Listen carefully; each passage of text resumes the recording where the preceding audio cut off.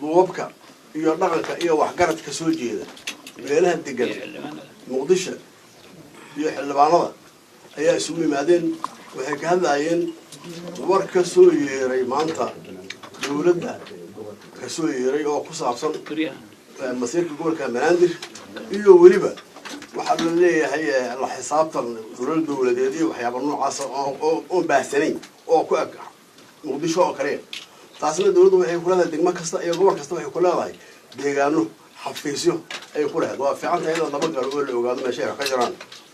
la hor istaagi ma laha waa wax Soomaali quseeyo ee tooy noqon wax gaar waxay kaloo ay ka dhigayaan meeshu meel muqdisho in loo aqoonsado meel inta la isugu yimaado lagu tashado laakiin iyada loo tashado sax ma aha waxay isku afgarteen jawaabtii ka soo yeertay madaxweynaha in lagu bedelo si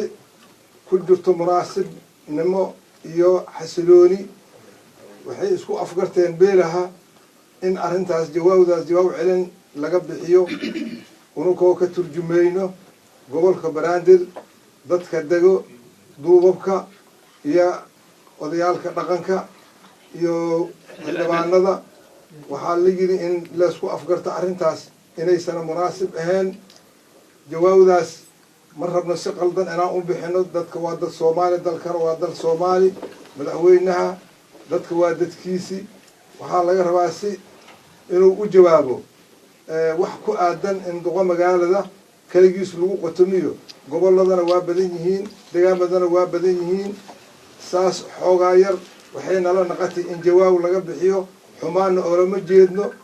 ummadda Banaadir u dhalatay oo ka qiiroon Banaadir dhisma la'aantiisa ka qiirootay ayaa meeshaan isugu timid cawada dadka midahoo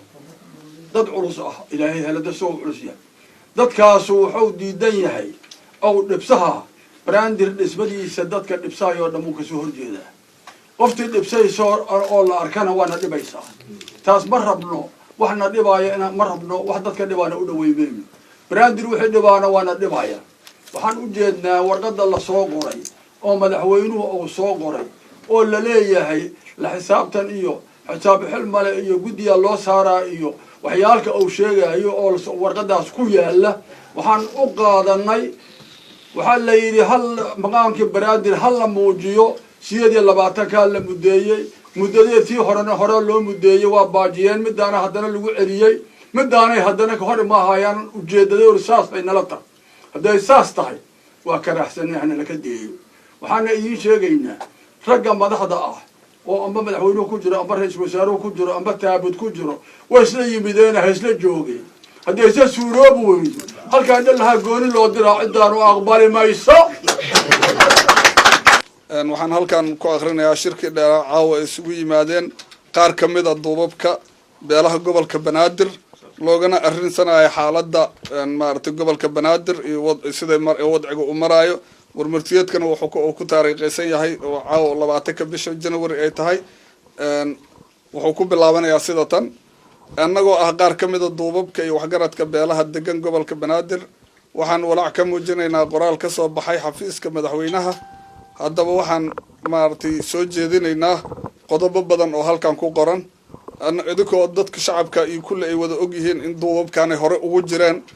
ka hortagidda maartay xasilinta iyo dhibaatooyinka gobolka Banaadir ka jiray hore arrimo ka dhacay ugu jireen haatan waxay soo jeedinayaan go'aanadan waxaan soo jeedinaynaa ilaalinta oo inay waajib tahay in la ilaaliyo hantida qaranka iyo dawladnimada Soomaaliya in la ilaaliyo waxaan maartay kala soo jeedinaynaa in hantida qaranku ay taalo meel walba oo dalka Soomaaliya una wada baahan tahay si isku wada mid ah in loo ilaaliyo taasoo aan aad u soo dhaweynayno waxa iyadana u baahan in hoosta laga xariiqo in ay isku soo aadeen kulan wada tashi ahaa oo uu ku baaqay gudoomiyaha gobolka Banaadir iyo warqadan soo baxday ee arrimaha dhulka ka hadlayso marka waxaan leenahay warqada waxa waaye waxay ku astaysan tahay dhulkaas waxaan u diyaarin maartay ka hadlaysaa dhacdooyin badan oo dhulka ah oo intaan ognahay lagu soo qaaday waxa